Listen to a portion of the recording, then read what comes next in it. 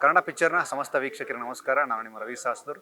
ಅಣ್ಣವರ ಸಿನಿಮಾದ ಒಂದು ಹಾಡಿನ ಒಂದು ಶೀರ್ಷಿಕೆ ಅದು ಸಿನಿಮಾವಾಗ್ತಿದೆ ಅಂತಂದಾಗಲೇ ಇಡೀ ಕರ್ನಾಟಕದ ಎಲ್ಲ ಅಭಿಮಾನಿಗಳು ಖುಷಿಪಟ್ಟಿದ್ರು, ಸಂಭ್ರಮ ಪಟ್ಟಿದ್ರು. ಕುಲದಲ್ಲಿ ಕೀಳ್ಯಾವುದು ನಮ್ಮ ಕನ್ನಡದ ಪ್ರತಿಭಾವಂತ ನಿರ್ದೇಶಕ ಬರಹಗಾರ ಕೆ ರಾಮನಾರಾಯಣ ಅವರ ನಿರ್ದೇಶನ ಸಿನಿಮಾ. ನನ್ನ ವೃತ್ತಿ ಜೀವನದಲ್ಲಿ ನಾನು ಬರೆದಂತಹ ಒಂದು ಹಾಡು ಹಿಟ್ ಕೊಟ್ಟಂತಹ ಆ ಗಾಯಕನ ಹಾಡು ನನ್ನ ಸಿನಿಮಾದಲ್ಲಿ ಇರೋದಿಲ್ಲ ಅನ್ನುವಂಥ ಮಾತು ತುಂಬ ಬೇಸರದ ಸಂಗತಿ. ಈ ಥರದ್ದು ಯಾವ ನಿರ್ದೇಶಕನಿಗೆ ಆಗಬಾರ್ದು. ಅಂದರೆ ನನಗೆ ಎನರ್ಜಿ ಇದೆ ಆ ವಿಷಯ ಮಾತಾಡೋಕ್ಕೆ. ಬಟ್ ಕನ್ನಡ ಅಂತ ಅಂದಾಗ, ಸ್ವಾಭಿಮಾನ ಅಂತ ಬಂದಾಗ ಅದಕ್ಕೆ ತಲೆ ಬಾಗಲೇಬೇಕು. ನೀವು ಆಗಿದ್ದೀರಿ. ಖಂಡಿತ ಸರ್. ನಾವು ಕನ್ನಡದಲ್ಲಿದ್ದೀವಿ, ಕರ್ನಾಟಕದಲ್ಲಿದ್ದೀವಿ, ಕನ್ನಡದ ಅನ್ನ ತಿಂತಿದ್ದೀವಿ, ಕನ್ನಡ ಪ್ರೇಕ್ಷಕರ ಅಭಿಮಾನದಲ್ಲಿ ಬದುಕ್ತಿದ್ದೀವಿ. ಸೊ ನಮ್ಮ ಮನಸ್ಸುಗಳಿಗೆ, ಕನ್ನಡಿಗರಿಗೆ ನೋವು ಮಾಡುವಂಥ ವಿಷಯ ನಡೆದಾಗ ನಾವೆಲ್ಲ ಒಂದಾಗಲೇಬೇಕಾಗುತ್ತೆ. ಸೊ ನಾನು ನನ್ನ ಸಿನಿಮಾಗಲ್ಲ, ಅವ್ನ ಸಿನಿಮಾಗಲ್ಲ, ಅದು ನಂದು ಆಗೋಯ್ತು, ರಿಲೀಸ್ ಮಾಡಿಬಿಟ್ಟಿದ್ದೀನಿ, ಇನ್ನೇನು, ಇದಲ್ಲ ಸರ್. ಸೊ ನಮ್ಗೆ ಅವಕಾಶ ಇನ್ನೂ ಇತ್ತು, ಹಾಗಾಗಿ ನಾನು ಇದನ್ನು ಡಿಸಿಷನ್ ತೊಗೊಂಡೆ. ಪ್ರೊಡ್ಯೂಸರ್ ಜೊತೆ ಮಾತಾಡಿದೆ, ಅವರು ಕೂಡ ನಮಗೆ ಸಾಥ್ ಕೊಟ್ಟರು. ಅವ್ರಿಗೆ ದುಡ್ಡು ಖರ್ಚಾಗಿದೆ, ಇನ್ನೊಂದು ಮತ್ತೊಂದು ಲಾಸ್ ಆಗುತ್ತೆ, ಆದರೂ ಕೂಡ ಕನ್ನಡಿಗರಿಗೋಸ್ಕರ ನಾವು ಸಿನಿಮಾ ಮಾಡ್ತಿರೋದು. ಅವ್ರಿಗೆ ಇಷ್ಟ ಆಗದೆ ಇರೋದು ನಾನು ಸಿನಿಮಾದಲ್ಲಿ ಇಟ್ಕೊಂಡು ಏನು ಮಾಡಲಿ. ಸೊ ಆ ಒಂದು ಡಿಸಿಷನ್ ನಾನು ನಿರ್ಮಾಪಕರಿಗೂ ನಾನು ನಿಜವಾಗ್ಲೂ ಅಪ್ರಿಷಿಯೇಟ್ ಮಾಡಲೇಬೇಕು. ಸೊ ಇಡೀ ಚಿತ್ರತಂಡ ಕೂತ್ಕೊಂಡು ಡಿಸ್ಕಸ್ ಮಾಡಿ ಒಂದು ತೀರ್ಮಾನ ತೊಗೊಂಡು ಸೋನು ನಿಗಮ್ ವಾಯ್ಸ್ ನಮ್ಮ ಚಿತ್ರದಲ್ಲಿ ಇಟ್ಕೊಳ್ಳೋದು ಬೇಡ, ಕಿತ್ತಾಕೋದು. ಅಂದರೆ ಕನ್ನಡದ ಎಷ್ಟೋ ಸಿನಿಮಾಗಳನ್ನು ನಾವು ಥಿಯೇಟ್ರಲ್ಲಿ ನೋಡುವಾಗ ಎಷ್ಟೋ ಸಿನಿಮಾಗಳು ಹಾಡಿನ ಒಂದು ಲೈನಿಂದ ಹಿಟ್ಟಾಗಿರುತ್ತೆ, ಸಂಭಾಷಣೆಯಿಂದ ಹಿಟ್ಟಾಗಿರುತ್ತೆ, ಕಥೆಯಿಂದ ಹಿಟ್ಟಾಗಿರುತ್ತೆ, ನಿರ್ದೇಶಕನ ಕೈ ಚಳೋದಿಂದ ಹಿಟ್ಟಾಗಿರುತ್ತೆ. ಈ ಎಲ್ಲವೂ ಇದ್ದಾಗ ಸೋನು ನಿಗಮ್ ಅನ್ನುವಂತಹ ಒಂದು ಅದ್ಭುತವಾದಂತಹ ಧ್ವನಿ, ಅದನ್ನು ಧ್ವನಿನ ಬಳಸ್ಕೊಂಡು ಆ ಒಂದು ಕಸರತ್ತು ಮಾಡಿ ಇಲ್ಲ ಅನ್ನುವಂಥದ್ದೇ ನಿಮಗೊಂದು ದೊಡ್ಡ ಹೊಡೆತ ಅನ್ನೋದಕ್ಕಿಂತಲೂ ಇದನ್ನು ನೀವು ಅಷ್ಟೇ ಗಟ್ಟಿಯಾಗಿ ಅದನ್ನು ಸ್ವೀಕರಿಸಿದ್ರಿ ಕೊಡಲ್ವಾ ಸರ್? ಇವಾಗ ಅದೇ ಚಿನ್ನದ ಕತ್ತಿ ಅಂತ ಕತ್ತು ಕುಯ್ಕೊಳ್ಳೋಕ್ಕಾಗಲ್ವಲ್ಲ ಸರ್. ಅವ್ರು ಏನೇ ಅದ್ಭುತ ಗಾಯಕರು ಇರ್ಬೋದು ಸರ್, ಹಾಗಂತ ಅದೇನೋ ದೆವ್ವದ ಬಾಯಲ್ಲಿ ಭಗವದ್ಗೀತೆ ಕೇಳಕ್ಕೆ ಚೆನ್ನಾಗಿರುತ್ತೆ, ಅದು ದೆವ್ವ ಬಾಯಲ್ಲಿ ಭಗವದ್ಗೀತೆ ಕೇಳೋಕ್ಕಾಗಲ್ಲ ಸರ್. ಸೊ ಆ ರೀತಿ ಇವಾಗ ಆಗ್ತಾ ಇದೆ. ಇಷ್ಟು ದಿವಸ ಅವರು ದೇವರಾಗೆ ಕಂಡ್ರು, ಯಾಕೆಂದರೆ ದೇವರಾಗಿದ್ದರು, ಕಂಡ್ರು, ಹಂಗೆ ಇವಾಗ ದೆವ್ವ ಥರ ಆಡ್ತಿದ್ದಾರೆ. ದೆವ್ವ ಥರ ಅವರು ಭಗವದ್ಗೀತೆ ನುಡಿತೀನಿ ಅಂದರೆ ಕೇಳೋದಕ್ಕೆ ನಾವು ಮುಟ್ಟಾಳ್ರಲ್ಲ ಈಗ. ಸೊ ನಾವು ಪ್ರಜ್ಞಾವಂತರೆ. ಅವರು ಏನೇನೋ ಸ್ಟೇಟ್ಮೆಂಟ್ಗಳು ಕೊಟ್ಟಿದ್ದಾರಲ್ಲ, ಆ ಸ್ಟೇಟ್ಮೆಂಟ್ಗಳ ಪ್ರಕಾರ ಹೋದರೆ ನಾವು ಪ್ರಜ್ಞಾವಂತರು. ಇಷ್ಟು ದಿವಸ ನಿಮ್ಮನ್ನು ಸಹಿಸ್ಕೊಂಡಿದ್ದೇ ದೊಡ್ಡ ವಿಷಯ. ಈಗ ನಾವು ತಗೊಳ್ಳೋ ತೀರ್ಮಾನನೇ ಮುಂದಿನ ಜೀವನದಲ್ಲಿ ನಿನ್ಗೆ ಅರ್ಥ ಆಗುತ್ತೆ ಅನ್ನೋ ಥರ. ಸೊ ಕನ್ನಡಿಗರು ಒಳ್ಳೆ ಡಿಸಿಷನ್ನೇ ತೊಗೊಂಡಿದ್ದಾರೆ.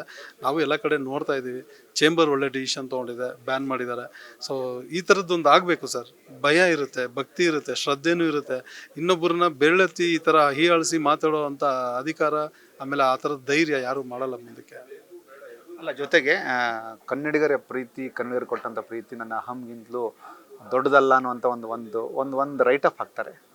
ಇದಕ್ಕೇನು ರಿಯಾಕ್ಟ್ ಮಾಡ್ತೀರಿ ಸರ್? ಏನು ಮಾಡೋಕ್ಕಾಗುತ್ತೆ? ದುರಹಂಕಾರಿ. ಇಷ್ಟು ದಿವಸ ನಾವು ಅವರ ಒಳಗೆ ಮನಸ್ಸು ನಮ್ಗೆ ಅರ್ಥ ಆಗಿದೆ. ಗೋಮುಖ ವ್ಯಾಘ್ರ, ಅವನು ಮುಖ ಬೇರೆ, ಅವನು ಇಲ್ಲಿ ಮುಖ ಮುಚ್ಕೊಂಡು ನಾಟಕ ಮಾಡ್ಬಿಟ್ಟ. ಇಷ್ಟು ದಿವಸ ನಾವು ವಾಯ್ಸ್ ಅಷ್ಟೇ ಕೇಳ್ತಿದ್ವಲ್ಲ, ಅವನ ಶರೀರದ ಬಗ್ಗೆ ನಮಗೆ ಬೇಕಾಗಿಲ್ಲ. ಆ ಶಾರೀರ್ಯ ಚೆನ್ನಾಗಿದೆ, ಅಷ್ಟು ಮಾತ್ರ ನಾವು ಕಣ್ಣು ಮುಚ್ಕೊಂಡು ಕೇಳ್ತಿದ್ವಿ. ಆದರೆ ಅವ್ನ ಮುಖ ಕಂಡುಬಿಟ್ಟು ನೋಡಿದಾಗ ಇಷ್ಟು ಅಸಹ್ಯವಾಗ ಇರೋದು, ಇಷ್ಟು ವಿಕೃತ ಮನಸ್ಸಿದೆಯಾ ಒಂದು. ಸೊ ಇಂಥವ್ನ ಕೈಲ ನಾವು ಹಾಡಿಸಿದ್ವಿ ಅನ್ನೋದು ಈಗ ನಮಗೆ ಅವನ ಒಂದು ನಡವಳಿಕೆಯಿಂದ ಗೊತ್ತಾಯ್ತು. ಸೊ ಗೊತ್ತಾದ ಇಮಿಡಿಯೇಟ್ ನಾವೇನು ಮಾಡಬೇಕು? ಕಟ್ ಮಾಡಿ ಬಿಸಾಕ್ಬಿಡ್ಬೇಕು ಸರ್.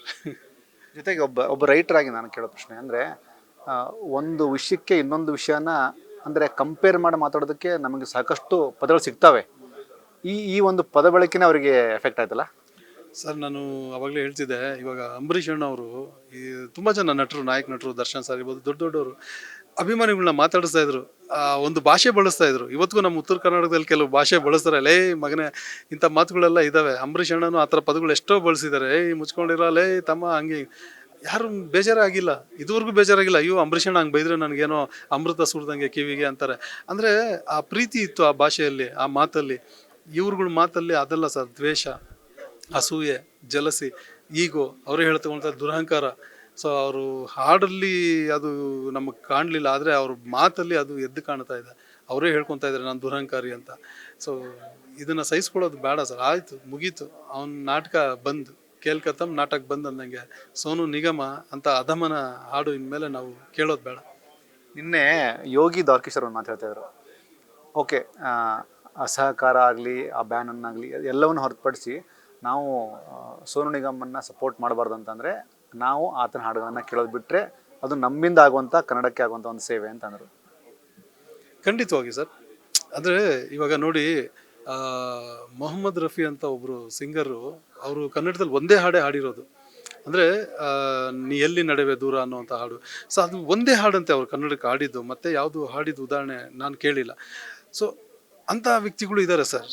ಹೊರಗಿಂದ ಬಂದು ಒಂದೇ ಹಾಡು ಹಾಡಿ ಇನ್ನೂ 50 ವರ್ಷಗಳಾದರೂ ಅವ್ರ ಹೆಸರು, ಆ ಹಾಡು ಇನ್ನೂ ಉಳ್ಕೊಂಡಿದೆ ಅಂದರೆ ಅಂಥ ವ್ಯಕ್ತಿಗಳು ಇದ್ದಾರೆ. ಇಂಥ ವ್ಯಕ್ತಿಗಳು ಕಣ್ಣು ಕಾಣಿಸ್ತಾ ಇದ್ದಾರೆ. ಇಂಥವ್ರಿಗೆ ನಾವು ಯಾವ ಥರ ಹೇಳಬೇಕು?